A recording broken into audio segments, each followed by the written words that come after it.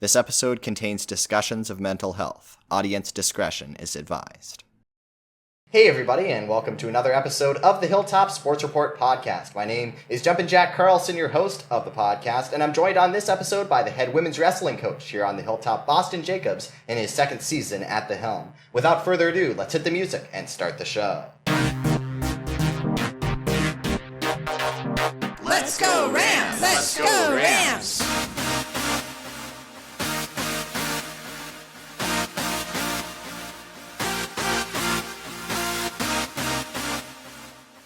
So as I mentioned in my intro, Boston Jacobs is my very special guest on this episode of the podcast. Not only is he the head coach of the women's wrestling program here on the Hilltop, he's also an assistant coach on the men's side and serves as a strength and conditioning coach for those programs, both men's and women's. So Boston, to start things off, thank you so much for taking the time today. Thanks for having me, Jack. So here in your second season, that interim tag has been removed. Now you have more full reign over the program, and you've been bringing in these different recruits. We've got 13 freshmen on this roster here in 2024 for the women's wrestling program. Talk about what it has been like, this experience on the Hilltop from year one to year two in charge of the women's wrestling program. For me, I'd say, first off, it's a dream job to be able to coach wrestling and control the strength. So as much as it creates extra work for me, no matter who it was, I couldn't see somebody else doing my strength programming for my teams.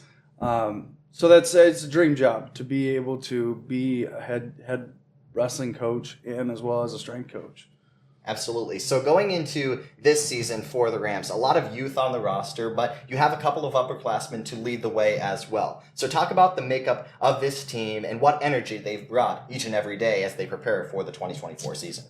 You know what? Last year was interesting. We had, when I came in, I had about 8. I finished the season. I had, 4 to 5.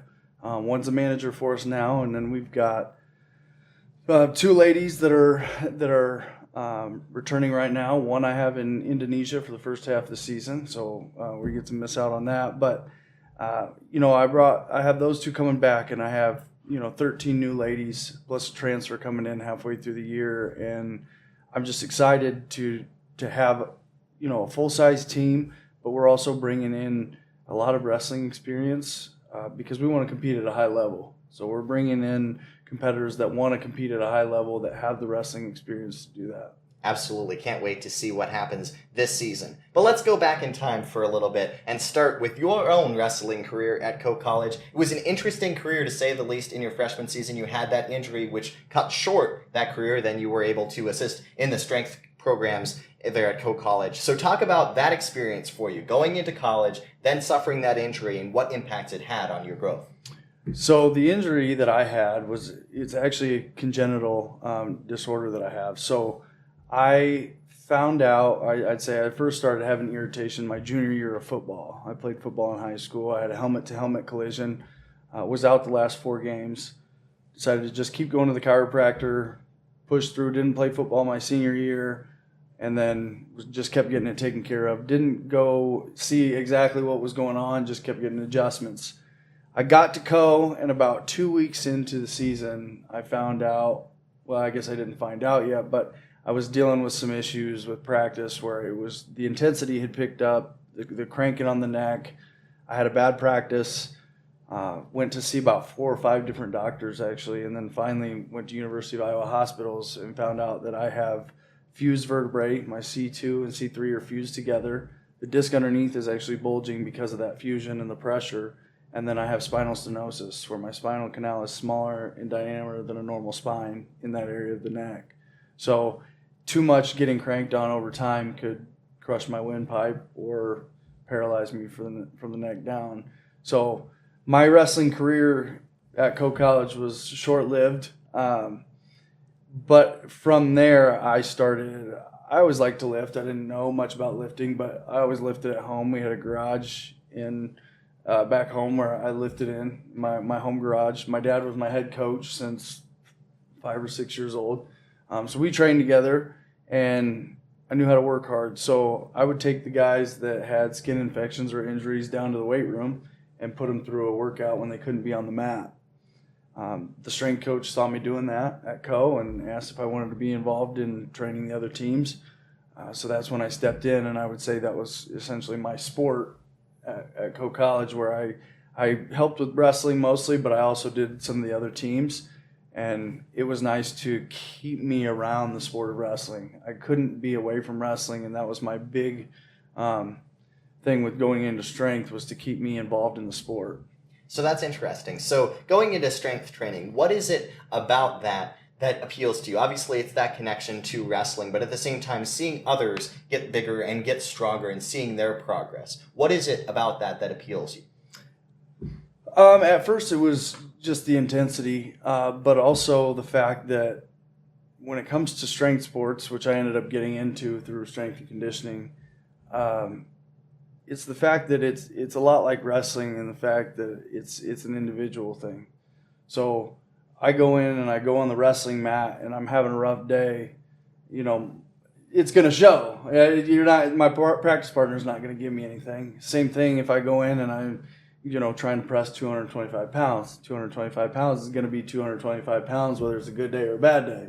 And it's going to show me where I'm at, so I have to show up. And I think that's the thing, whether it's coaching or training strength myself, where I've had youth where it's so much in building the confidence and building the discipline, because there's only one person to do it. So you're only going to get what you put out in the workout, you're going to get out of it. And I think that was the thing that I really liked, besides the intensity and it filling the void for me for wrestling, was the individual aspect and what it can do for you beyond just from the athletic standpoint. Absolutely. And then going into your strongman career, you discovered that while you were at Coe College, and that really became a big passion for you. So talk about that journey for you. Yeah, after my loss of wrestling, it was a struggle for me. I had my suicide attempt in college, and then moving on from that, I set my goals in other areas of my life, and I began lifting. I actually transitioned over to lifting at a gym that was near Coe. It was called the Anvil Gym, and the guy who owned that was my first coach in strongman. He was doing strongman at the time. His name was Ken McClellan, but he was training strongman. I became interested in it, and it took off from there. So we got into training strongman. There was a group of us at this gym. It was more of your powerlifting strongman gym. So I've actually been involved in strongman for 10 plus years now. And like I said, it kind of filled the void for me with that intensity of continuing to be able to compete again. Absolutely. And for those who don't know, what exactly goes into strongman? What is the schedule as far as lifting, and what are the competitions? Kind of give the audience who might not know kind of a baseline for what that is. So strongman is like, I would say, world's strongest man. A lot of people know what that is, where you see it on TV. You see the giants that are competing. Now, it's the same thing, but I'm not in the weight class with those guys on that level.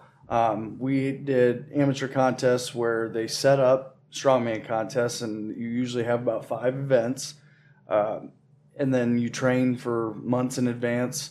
You go in, and it's stuff like stones, kegs, sandbags, pulling trucks, flipping tires, and then we have, you have your deadlifts and your log press, things like that, but it's more of a well-rounded athlete arena than what I would say powerlifting, where you're just going up for a max lift every time. I mean, you could be doing farmer's carries for distance, you could be doing stone reps or multiple stones that increase in weight. It varies from contest to contest. Absolutely. And now going into the present day, how much of your time is dedicated to making sure you're keeping fit, keeping strong, and just trying to keep going on to that next level?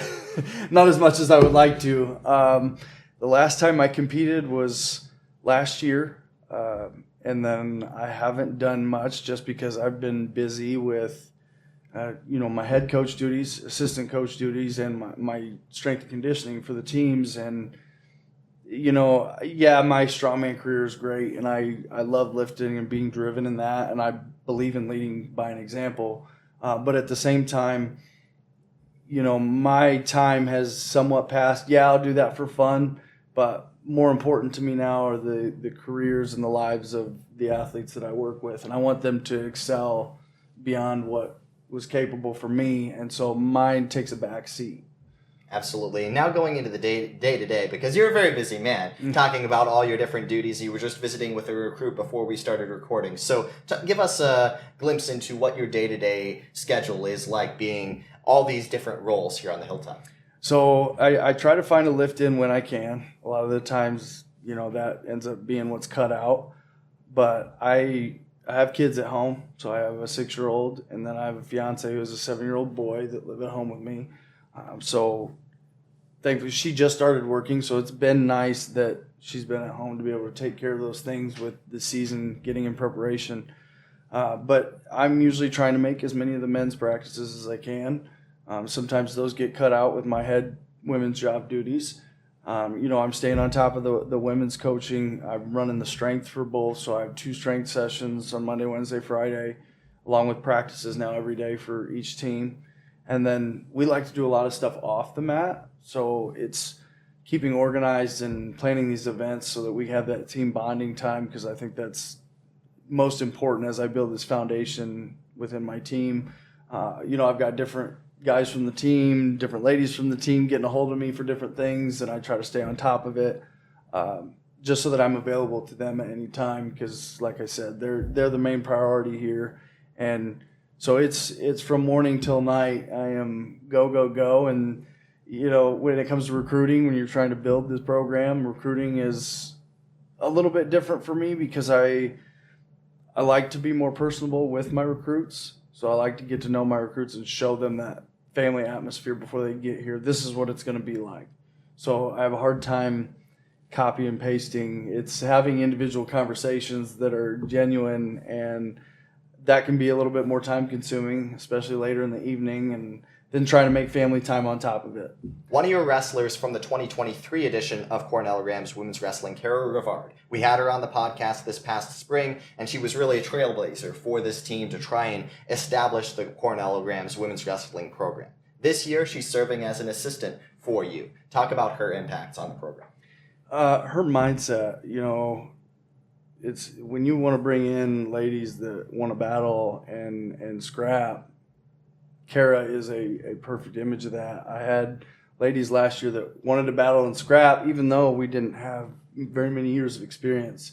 And Kara is one of those people who will get in and get into a dogfight and go head first. And that's the mentality that we're trying to build in this culture. And so having her is perfect as an assistant coach, especially on the women's side, whereas there are some things where men, we can't relate to women. Now I have a female assistant that can go in and reach the areas that I can't reach, as a male. So Kara's the perfect fit there, and she leads the team with, even last year, with the core values that I run my program off of. And so having her as an assistant is going to be huge for us. That's terrific. Can't wait to see what she can do. One thing I do want to talk about is last season you had that slim roster compared to this year. Talk about the difference for that this year as opposed to last year, having much more competition each and every day. Yeah, last year when I came in, I came in and I had the set number. I had anywhere from, on the bottom scale of things, I had ladies who had never wrestled before the club the previous year, and I had a transfer who was a junior college national champion, and I had everything else in between. And then, some of those you lose during the year. Like I said, I finished without about 4 or 5 for the next year. And then we brought in a big group of ladies this year with all having wrestling experience. So now you bring in more wrestling experience, and you've got more competition in the room, and girls who, it's been exciting just this first few practices, watching girls scrap and get after it. It makes it a lot easier on the teaching side of things because you already have a base built. And you have a base built with these ladies who may have been new to it but have been in it for a year now under me. So now you bring more in that have a foundation, and we can build on top of it. Well, we can't wait to see what happens this season in 2024. A couple more things before we go away. The first is to follow up on an earlier point, if you're comfortable talking about it, and that is the mental health of everybody. But obviously, for you two, you had that experience, and then now you're a keynote speaker for suicide prevention. So talk about the importance of that in your life. It's funny because I think, when I had my suicide attempt, I lost wrestling. I identified as a wrestler. That was who I was. And when I lost that, I felt everything was gone. Then it led to other things spiraling downhill in my life, relationships. I closed myself off. And ultimately, it led to a suicide attempt.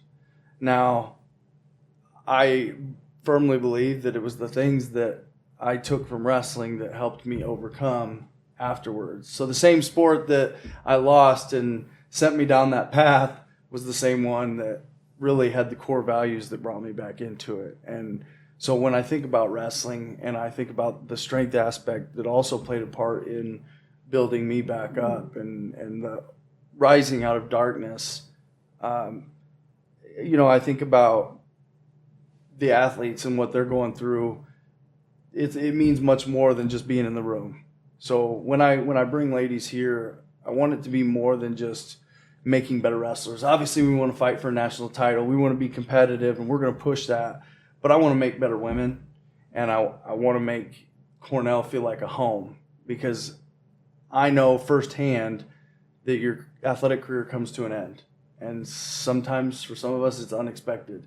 And you have to be prepared to be successful beyond that, because life is not easy. And even though I'm a survivor and I'm strong, I still face trials today, because that's what life does. You're going to continue to face trials. It's not all sunshine and rainbows because I got myself out. It's, but I've been there. I've been to the low, and I know I'll never be back there. And I want to help other people to not be at that point either, and help them see what I see now so they don't get to where I was. And I think, especially with being a wrestling coach and being a strength coach, those are great avenues to use to try to strengthen people, not just in those rooms, but beyond that. The mental side of things, we talked about it being very individual. You have to show up. It's the weight's not going to lie to you. Your practice partner most of the time isn't going to lie to you. Like you're going to get whooped on if you're not showing up ready to wrestle. You're going to get buried in the weight room if you're not showing up ready to lift weight. It's going to tell you how it is. Absolutely. Well, thank you so much for sharing that. It's very powerful, and we appreciate you opening up and sharing that with our podcast audience. So one more thing that we want to talk about before we go away, and that is this upcoming season for you. Year 2, trying to establish different things. With that first competition coming up on November 2nd against Simpson here in Indianola, Iowa. So talk about what you want to see out of this team. Obviously, out there you want to see the good results, but at the same time you want to see growth. So what are you wanting to see here in year 2? I want to see a group of ladies that love wrestling and that are out there ready to battle. Because if I bring ladies in that are ready and hungry for a dogfight, and then we can add wrestling on top of it, then we're going to be successful. It's easier to teach somebody how to wrestle than it is to teach somebody to have that grit to go in and fight. So I'm hoping that we get to that point, and the goal is to go out there and battle, no matter if it's going to our Simpson tournament or we've got University of Iowa soon after that, where that's going to be a tough match. But I want my ladies to go in and go in there with the mindset of, I want them to remember that they wrestled Cornell.